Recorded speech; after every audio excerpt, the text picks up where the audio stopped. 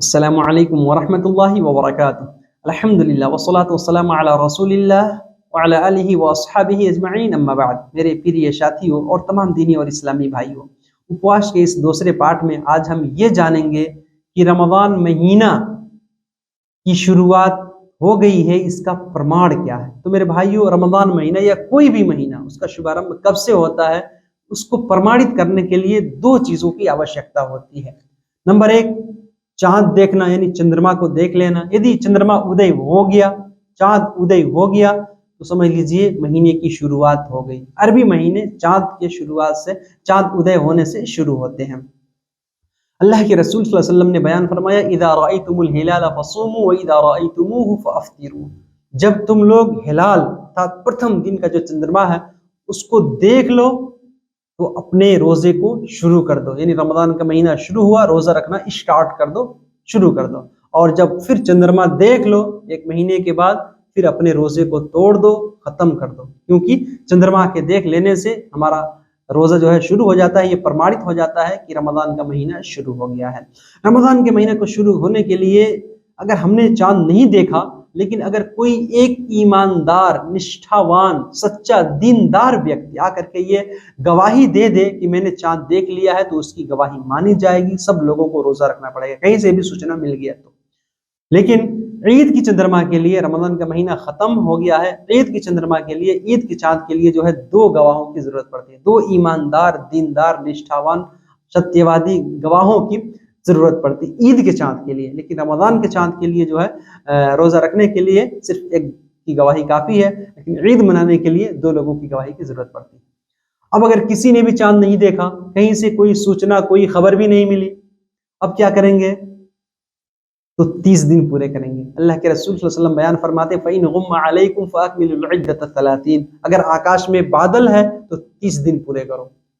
पता क्या चला, अरबी महीने 30 दिन से ज्यादा नहीं होते हैं। अब शाबान का 30 दिन मुकम्मल हो गया। अब हम ये नहीं कहेंगे कि ये महीना 21 का हो सकता है, नहीं, 30 दिन खत्म, और जो अगला दिन होगा वो रमजान का पहला दिन होगा। इसलिए हमने 30 रोजे रख लिए। अब जो अगला दिन होगा वो पहली तारीख होगी और वो ईद का दिन होगा, क्योंकि अरबी महीने 30 दिन से ज्यादा नहीं होते हैं, 30 या 29 के होते हैं। इसी वजह से अगर आकाश में बादल है, हम चांद नहीं देख सके, कहीं से खबर नहीं मिल सकी, तो 30 दिन जो है पूरे करने पड़ते हैं।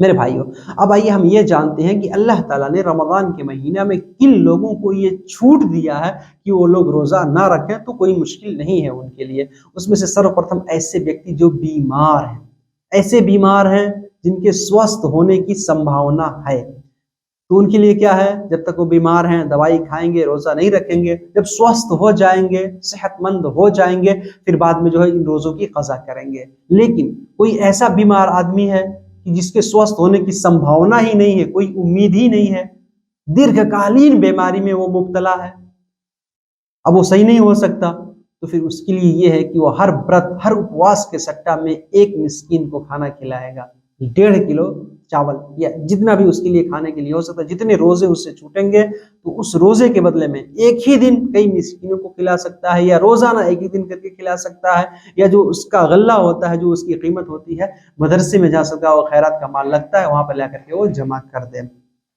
मेरे भाई, उसी तरह से दूसरे नंबर पे जिनको अल्लाह ने छूट दिया है वो मुसाफिर यानी यात्री लोग, जो शरीयत में जिसको यात्रा कहा जाता है। तो अगर कोई आदमी यात्रा में गया है, तो अगर उसमें वो रोजा नहीं रख रहा है तो उसके लिए कोई मुश्किल नहीं है।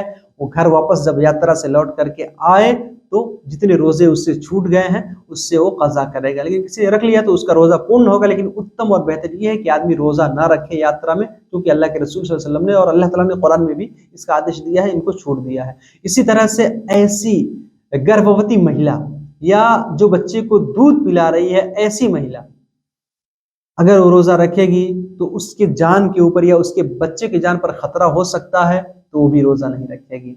अपने जान का, अपने शरीर का, अपने बच्चे का ध्यान देगी, और जब बाद में वो ठीक हो जाएगी तो जितने रोजे उससे छूट गए तो उसकी वो कज़ा करेगी।